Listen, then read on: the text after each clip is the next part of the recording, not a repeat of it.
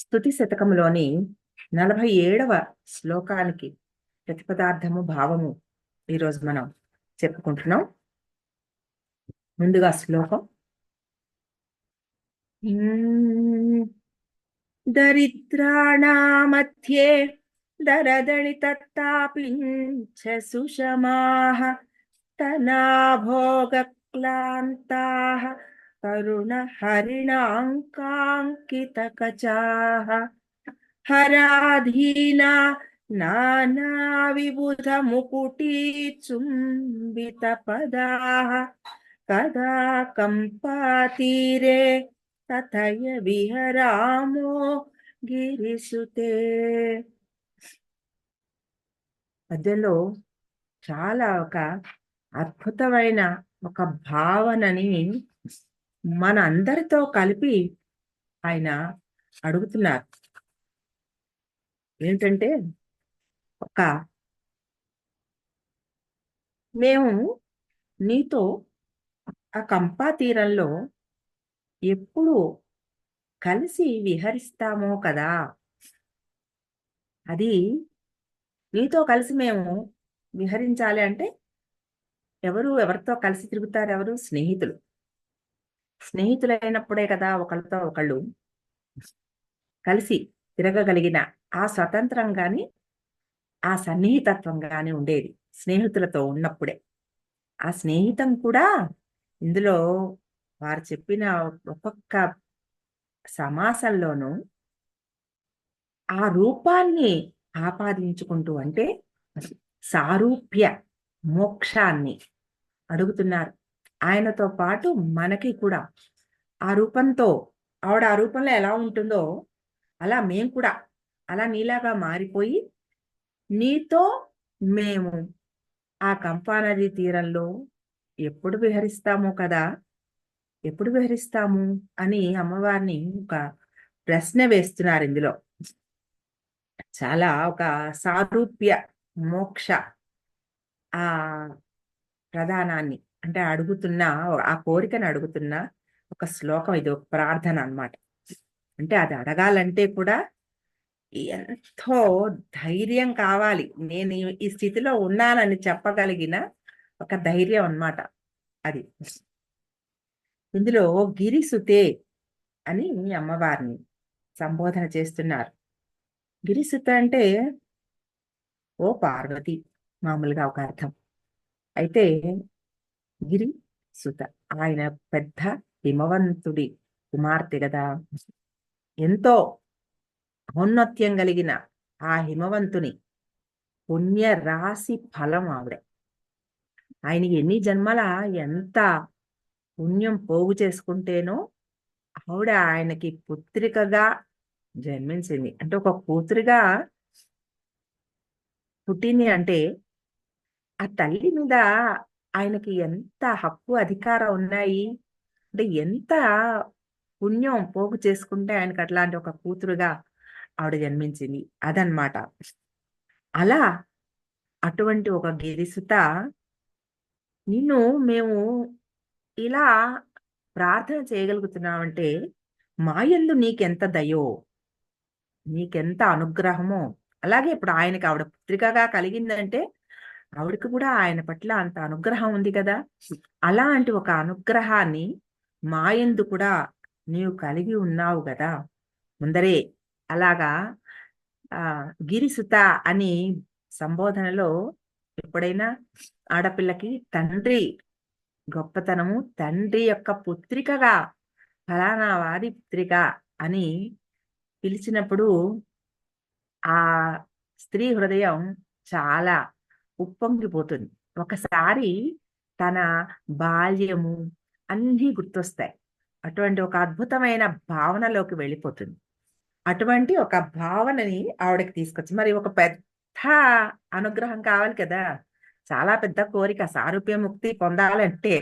అటువంటి అంత పెద్ద కోరిక కావాలన్నప్పుడు అమ్మవారిని అట్లా ఆ అనుగ్రహం పొందాలి కదా. అది గిరిసుతే ఓ పార్వతి మధ్యే, మధ్య అంటే నడుము, నడుమున దరిద్రాణాహ అంటే పేదవారమై, అంటే నడుము లేదు. దరిద్రం అంటే ఏమీ లేకపోతేనే కదా దరిద్రం అంటాం. అంటే నడుము భాగంలో ఆవిడకి ఏమీ లేదు. అంటే అంత సన్నటి నడుము అన్నమాట. అలా దరిద్రుల మధ్యలో అంటే లేమి అనే అనదగిన ఒక ప్రదేశంలో ఆ ఖాళీ ప్రదేశాన్ని పోలు సన్నని నడుము అని. అన్ని కూడా నడుమున పేదవారమై మనమై మనమై అనే చెప్పారు. ప్రతి సంబోధనకి ప్రతి మాటకి సమాసానికి అలాగే మనము అని చెప్తున్నారు. ఆవిడతో ఈక్వాలిటీ మెయింటైన్ చేస్తున్నారు. అది మీరు ప్రతిదీ గమనించండి.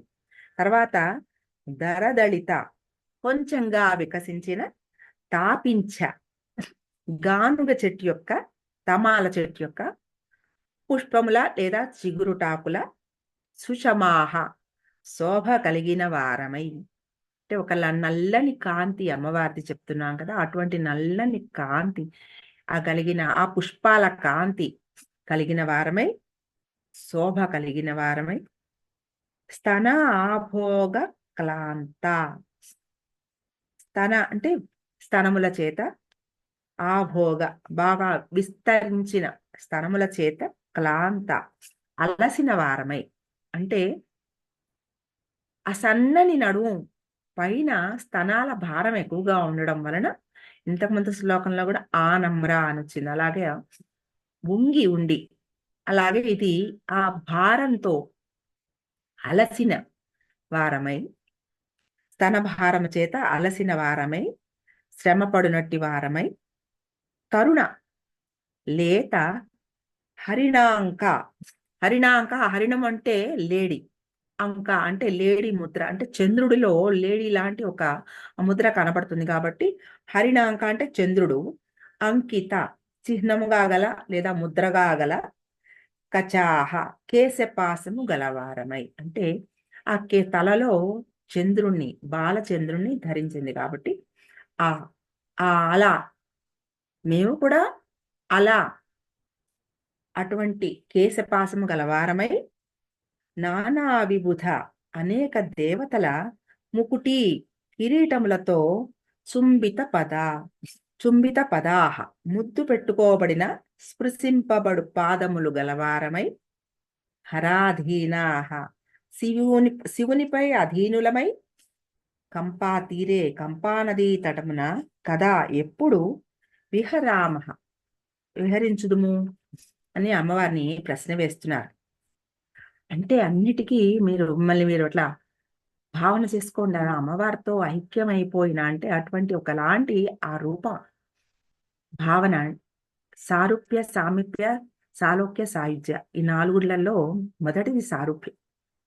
అలాగా జయ విజయులు విష్ణుమూర్తి ద్వారపాలకులుగా వాళ్ళిద్దరూ అలాగే శంఖం చక్రం కలిగి విష్ణు రూపాన్ని పొందిన వాళ్ళే ఉంటారు. అలాగా అంటే అటువంటి ఒక అద్భుతమైన మొదటి పాదం ముక్తిలో, అటువంటి ఆ ముక్తి స్థాయికి ఆయన ఎప్పుడో వెళ్ళిపోయారు. అలా చదువుతున్న వాళ్ళని కూడా తీసుకెళ్ళిపోయారంటే ఎంత దయార్ద్ర హృదయాలు వాళ్ళు అసలు. నేను ఇలా చెప్తున్నాను, వీళ్ళందరికీ అనగలిగిన, అలా భావం చేయగలిగిన ఆ భాగ్యం ఉండుంటుందా? నేను ఎందుకు వీళ్ళందరికీ చెప్పాలి అంటే అసలు ఆ భావమే లేదు. నాతో పాటు మీరందరూ కూడా సమమే అని అంత భావన చేస్తున్నారు ఆయన. ఆయన అద్భుతమైన ఒక దయార్ద్ర హృదయాలు అన్నీ కూడా సాక్షాత్తు అమ్మవారే కాబట్టి. ఇప్పుడు దీనిలో ఒక్కొక్క పదానికి మనం లోతుగా అర్థం చేసుకుంటూ వెళ్తే, గిరిసుతే ఎంతో ఔన్నత్యము గల హిమవంతుని పుణ్యరాశి ఫలమా, ఎన్ని పుణ్యముల చేత మా యందు నీ అనుగ్రహం కలిగినతో. రెండోది దరిద్రాణ మధ్యే, ఆ అమ్మవారి నడుము సన్నటిది అని మనం లలితా శాస్త్రంలో కూడా మనం చెప్పుకుంటాం.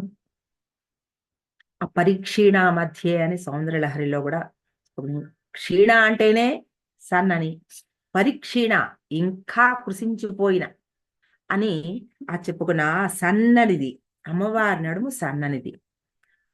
అంటే ఇప్పుడు దీనికి కనెక్షన్ ఏమిటి అంటే నాభి నాభికి వెనకాల ఆ నడుము, ఆ నాభి కింద నుంచి అధోలోకాలు, నాభికి పై నుంచి ఊర్ధ్వలోకాలు ఉంటే ఆ రెండిటిని సమంగా సెట్ చేసి పెట్టేది ఆ సన్నని నడుము అని చెప్తారు. శరీర భాగాలన్నిటికి కూడా ఈ రాసులని చెప్తారు. అందులో నడుముకి తులారాశి చెప్తారు. తుల అంటే తో తో తూచేది, ఆ అంటే పోలిక చేసేది, అలా అనే అర్థాలు ఉన్నాయి.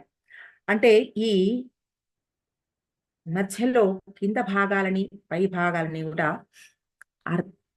అధోలోకాల నుంచి ఊర్ధ్వలోకాల దిశగా ఆ ఒక జీవిని సాధనా మార్గంలో పైకి నడపగలిగేది.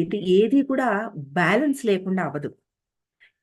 కిందది కూడా అధోలోకాల్లో అంటే అవన్నీ ఇహానికి సంబంధించిన లౌకికపరమైన కొన్ని కోరికలకి సంబంధించిన డిజైర్స్, ఇవన్నీ కూడా ఎంత మటుకు పొందాలో ఆ సమతుల్యత జీవిలో ప్రసాదించి కోరుకుంటూ పోతూనే ఉంటాం కదా జీవితం.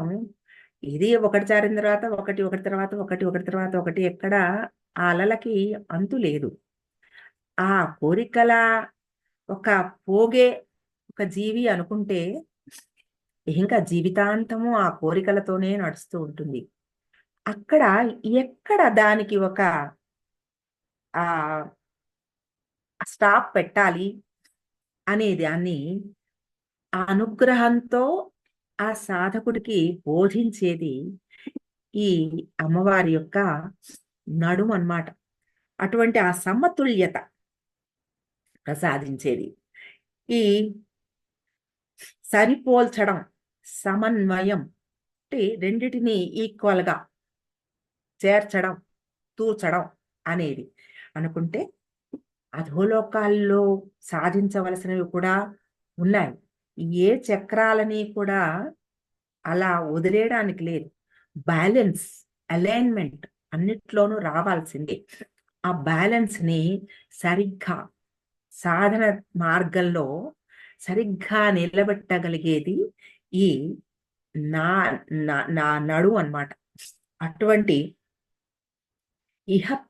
ఇహమైన కోరికలు అంటే అవి సహజ ప్రేరణలు. ఇప్పుడు మనకి మన మనస్సు, మనం అది కావాలని మనం కోరుకోక మనం ఏదో లోపల నుంచి కొన్ని ఇన్స్టింక్ట్స్ వచ్చేస్తూ ఉంటాయి చూడండి. బయట చాలా చలిగా ఉంది అంటే ఇమ్మీడియట్ గా ఏదో ఒకటి కప్పుకోవాలి అనేది ఒక సహజ ప్రేరణ అది. అది దాని నుంచి మనం తప్పించుకోలేము. చాలా వేడిగా ఉంది అంటే ఒక ఫ్యాన్ వెళ్ళి వేసుకోవాలి, ఫ్యాన్ కింద కూర్చోవాలి అనేది శరీరానికి సంబంధించిన కొన్ని సహజమైన కొన్ని ప్రేరణలు. ఇవన్నీ ఇన్స్టింక్ట్స్. అవి మీరు సాధారణంగా ప్రతి వాళ్ళకి ఉంటాయి అవి. అవి సహజ ప్రేరణలు. అలాగా హయ్యర్ ఫ్యాకల్టీస్ అంటే ఇవి పరసంబంధమైన జ్ఞాన శక్తి. మరి ఇప్పుడు యోగులున్నారు, అవధూతలున్నారు. వాళ్ళు హిమాలయాల్లో అంతటి చలిలో ఎంత సన్నటి బట్టల్లో వాళ్ళు అక్కడ ఉంటారు. వాళ్ళు అలా తిరుగుతారు అక్కడ. మరి అది శరీరమే కదా. ఆ శరీరానికి సహజ ప్రేరణ లేదా? అలాంటి ఇన్స్టింక్ట్ లేదా? ఈ చలి వాళ్ళని ఇబ్బంది పెట్టదా? ఈ వేడి వాళ్ళని ఇబ్బంది చేయదా? అంటే ఎందుకు చేయటం లేదు? వాళ్ళు చేసిన ఒక సాధనా మార్గంలో ఈ అధోలోకాల నుంచి పైకి ఎదిగిపోయారు వాళ్ళు. ఊర్ధ్వలోకాలకి, ఆ జ్ఞానానికి లోయరు ఇవన్నీ చక్రాసన్నీ కొంచెము తమో సంబంధమైనవైతే హయ్యర్ ఇవన్నీ కొంచెం జ్ఞాన సంబంధమైనవి, వెలుగుకి సంబంధించినవి. కాబట్టి ప్రయాణంలో అన్ని అవసరమే. ఈ కింద నుంచి ప్రయాణం చేయకుండా ఒక్కసారి పైకి ఎగరలేరు ఎవరు. కింద నుంచి వెళ్ళవలసిందే. ఆ సమ్ ఆ ప్రయాణంలో ఎంత బాగా ఆ సమతుల్యాన్ని అర్థం చేసుకుని ముందరికి వెళ్ళగలుగుతాము. ఈ పగలు రాత్రి ఈ రెండిట్లో ఉన్నప్పుడు మామూలుగా మనకి శీతాకాలంలో పగలు తక్కువ ఉంటుంది, రాత్రి ఎక్కువ ఉంటుంది. అలాగే వేసవి కాలంలో పగలు ఎక్కువ ఉంటుంది, రాత్రి తక్కువ ఉంటుంది. ఇవన్నీ ఇలా సమంగా జరుగుతాయి. ఈక్వినాక్స్ అంటారు చూడండి, ఒక రోజు రెండు ఈక్వల్ గా ఉంటాయి, పగలు రాత్రి. అంటే ఒక అది ఎప్పుడు ఉంటుంది అంటే సూర్యుడు తులారాశిలో ఉన్నప్పుడు అవుతుంది. అటువంటి ఒక తులారాశికి సంబంధించిన ఒక భావం అన్నమాట ఇందులో. అంటే దరిద్రాణ మధ్య అంటే నడుముని ఎందుకు చెప్తున్నారంటే, ఈ ప్రజ్ఞాలోకాలు, దివ్య లోకాలు హయ్యర్ గా ఉన్నవి ఊర్ధ్వ లోకాలకి, ఈ కింద ఉన్న అధో పాతాళ, రాత్రి చీకటి వీటిని సూచించేవి ఈ పాతాళ లోకాలు, కింద లోకాల అధోలోకాలు అని చెప్పుకున్నాం కదా. ఈ అధోలోకాల నుంచి ఊర్ధ్వలోకాలకి వెలుగు వైపు, చీకటి నుంచి వెలుగుకి, వెలుగు దిశగా ప్రయాణం చేసేది. ఈ రాక్షస లోకాల నుంచి ప్రజ్ఞాలోకాలకి ప్రయాణం చేయించేది అదే ఈ దరిద్రాణ మధ్యే అనే ఆ ఆ సమాసానికి ఉన్న ఒక అర్థం అన్నమాట. అటువంటి సన్నని నడుము గల, అంటే అధోలోకాలకి ఊర్ధ్వలోకాలకి ఒక సమతుల్యాన్ని ప్రసాదించి, ఆ సమతుల్యతని సాధకుడికి ఆ ప్రయాణంలో ఇచ్చి, ఊర్ధ్వలోకాలకి ఊర్ధ్వ దిశగా ప్రయాణం చేయించి తనతో సమంగా నిలబెట్టగలిగిన, అంటే ఆ సారూప్యతని ప్రసాదించగలిగిన శక్తిని ప్రసాదించేది అని ఈ దరిద్రాణ మధ్యే అనే ఈ పదానికి అర్థం. మూడోది దరదళిత తాపించ సుషమాహ. ఇందులో కొంచెం వికసించిన తమాల పుష్పముల కాంతి గల, అటువంటి అమ్మవారి దేహ కాంతి నీలం అని చెప్పుకున్నాం.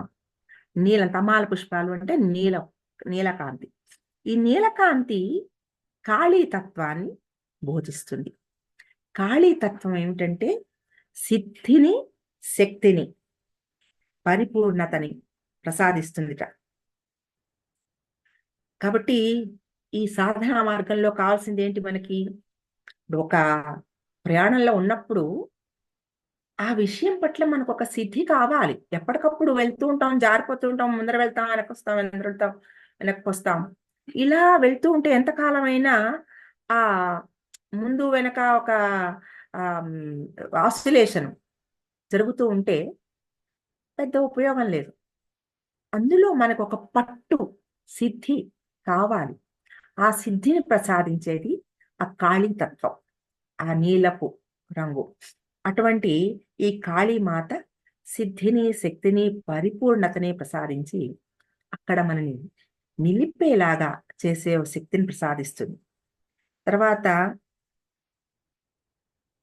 సుషమాహ దరదళిత తాపించ సుషమ అంటే వికసించిన, వికసిస్తున్న, ఆ వికసిస్తున్న పుష్పంలో అంటే వికసనం, తర్వాత నిర్మలత్వం, మకరందం అంటే అప్పుడే వస్తున్న ఆ పువ్వులో, విచ్చుతున్న పువ్వులో మకరందం, తర్వాత మృదుత్వం, సౌగంధం, సుగంధం, ఇవన్నీ కూడా ఆ పదానికి ఉన్నాయి.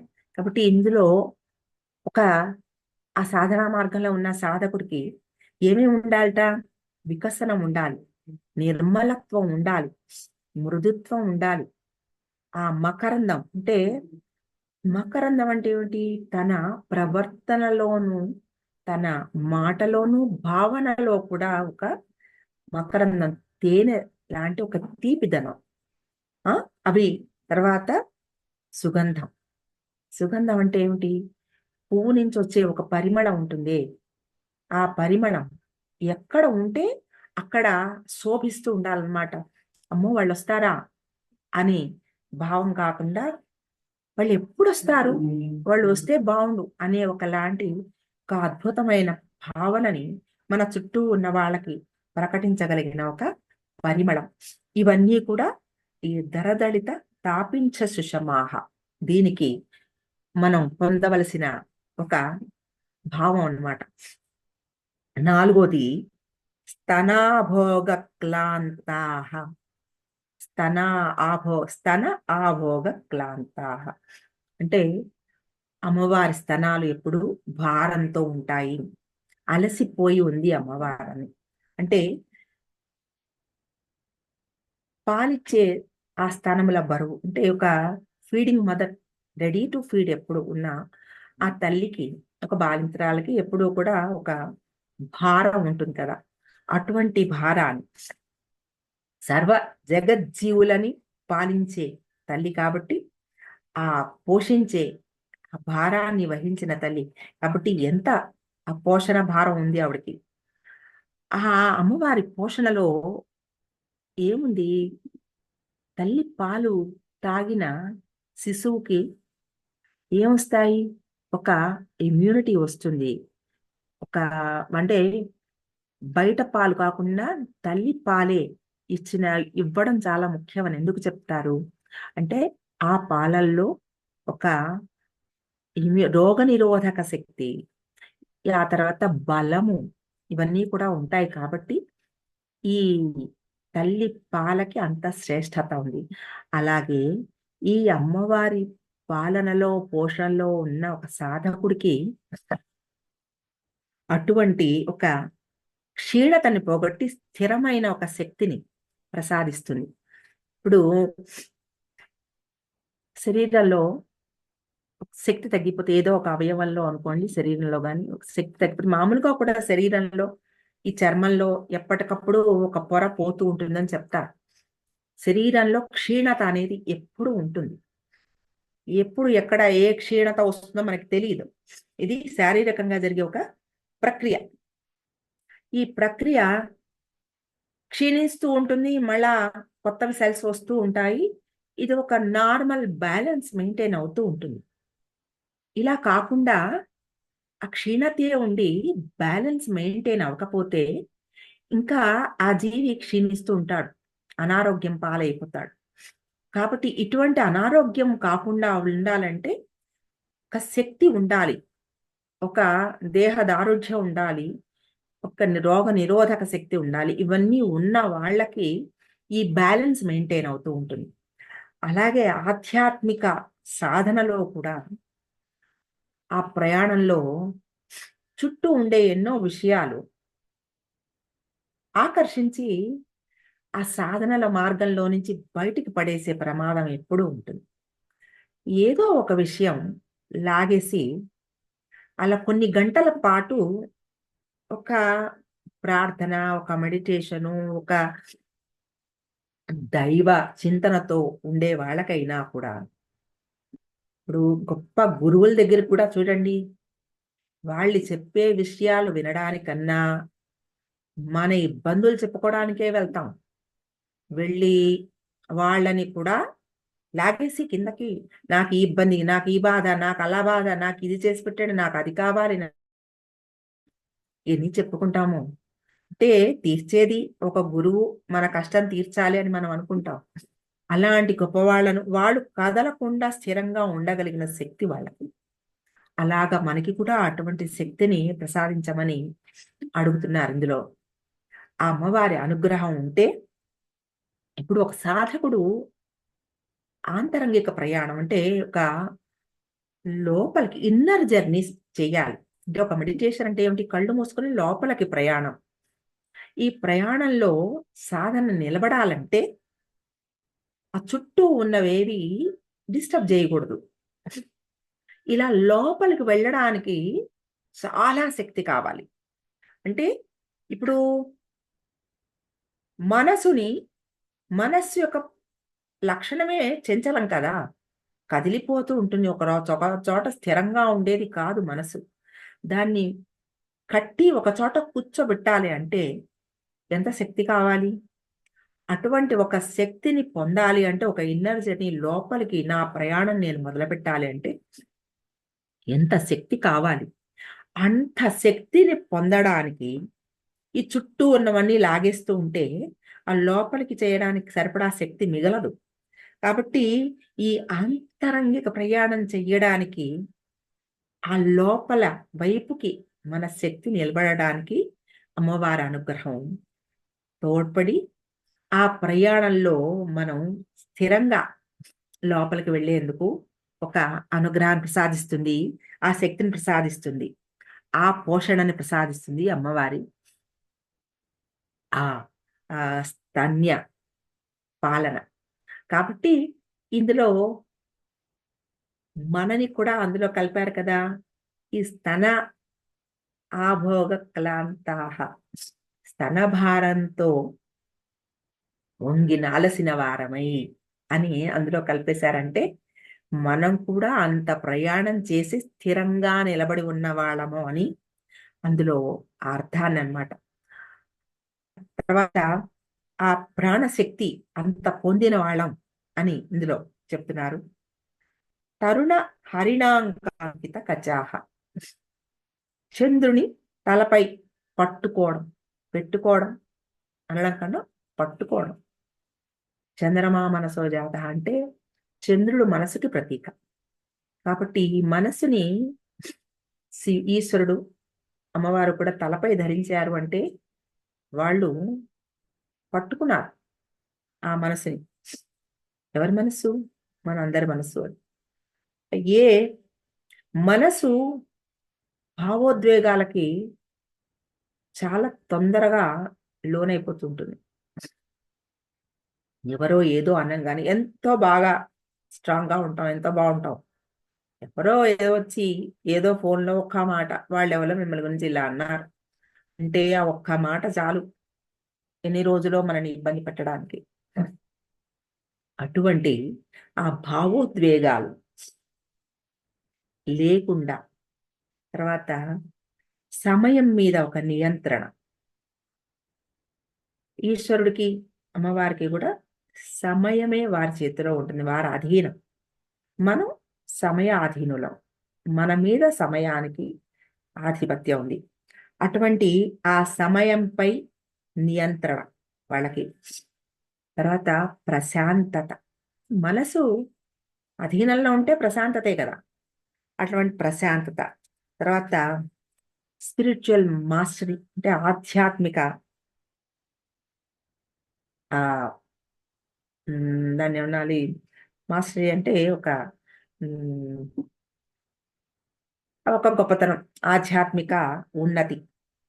తర్వాత హెచ్చుతగ్గుల మీద, ఈ ఆధ్యాత్మిక హెచ్చుతగ్గుల మీద మనకి ఎటువంటి ఆ డిస్టర్బెన్స్ లేకుండా ఉండడం అన్నమాట. ఒక నిపుణత, ఆధ్యాత్మిక నిపుణత, అటువంటివన్నీ కూడా ఈ చంద్రుని తల మీద పెట్టుకోవడంలో. తర్వాత ప్రశాంతత, చీకటిలో కూడా కాంతిని ప్రతిబింబించగలిగిన ఒక సామర్థ్యం.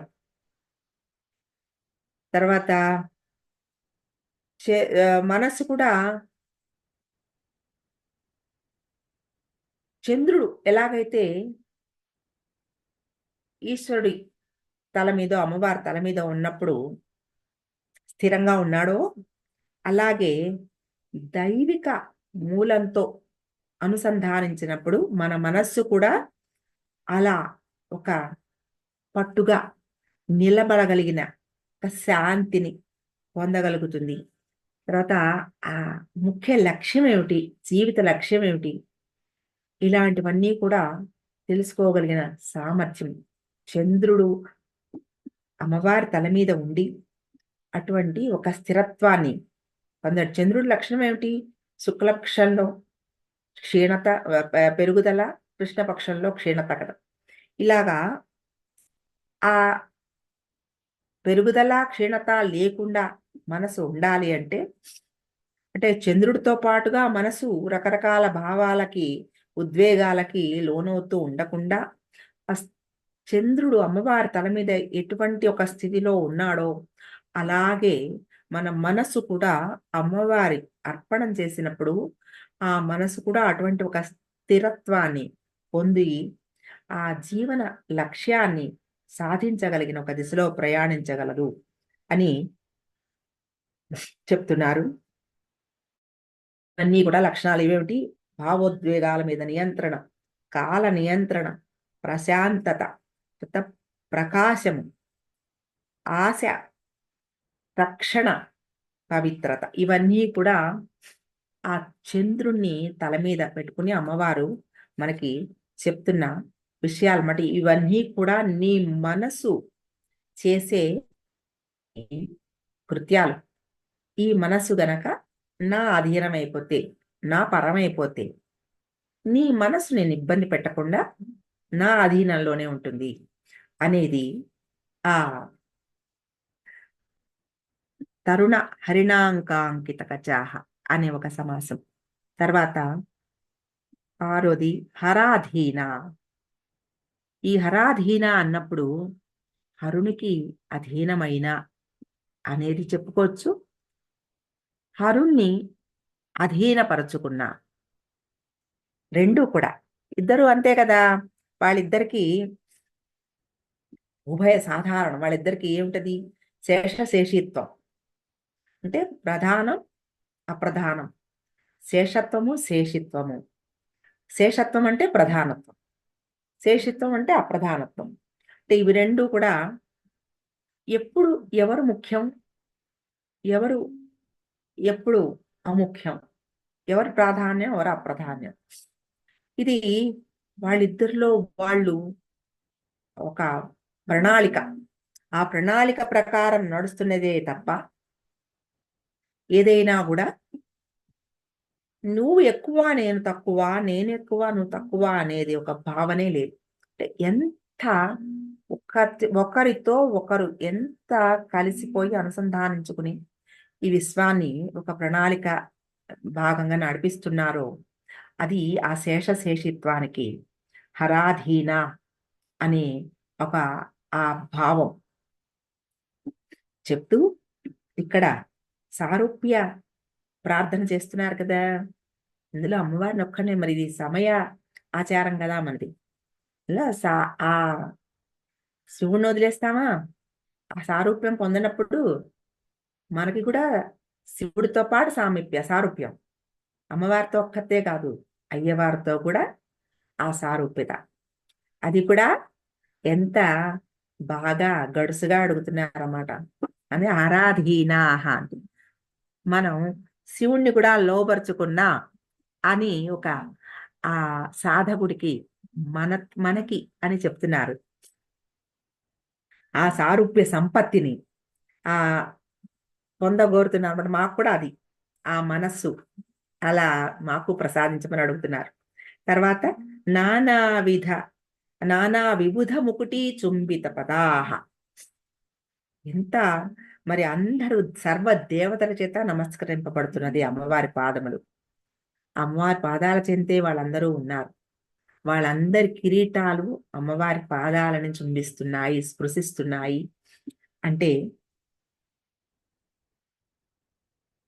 అంత ఒక గొప్పతనం ఆ సారూప్యత పొందిన సాధకుడు కూడా, అటువంటి సర్వ దేవతలు కూడా వారిని అమ్మవారితో సమంగా ఆ భావన చేయగలిగిన ఒక ఎంత గొప్ప శక్తి అది. అటువంటి ఆ మోక్ష మార్గంలో ఒకటైన ఆ సారూప్య ముక్తిని పొందేశామని చెప్తున్నారు. అటువంటి ఆ రూపం పొంది ఎప్పుడు నీతో మేము కంప నదీ తీరంలో విహరిస్తాము అంటే అడిగే విధానంలో ఆల్మోస్ట్ అయిపోయినట్టు భావన చేస్తూ మాకు అది ఎప్పుడు ఇస్తామని అడుగుతున్నారు. మేము పొందేశాము, భావన చేసేస్తున్నాము, ఎప్పుడు ఇస్తావు నువ్వు అని ఆ అడిగే విధానం ఎంతో గడుసుగా ఆ సారూప్య మోక్షాన్ని ప్రసాదించమని ఆయన్ని అడుగుతున్నారు, అమ్మవారిని అడుగుతున్నారు ఆయన. అటువంటి ఒక స్థితిని ఆయన ఒక్కరే పొందకుండా ఆ భావనలో మనల్ని కూడా భాగస్థులు చేర్చి అంత అద్భుతమైన ఒక భావనని ప్రయాణంలో మనకి ప్రసాదించారు. అది ఈ శ్లోకంలో ఉన్న భావం. దరిద్రాణమధ్యే దరదళితాపించ సుషమాః స్తనాభోగక్లాంతాః తరుణ హరిణాంకాంకితకచాః హరాధీనా నానా విబుధ ముకుటీ చుంబిత పదాః కదా కంపాతీరే కథయ విహరామో గిరిసుతే.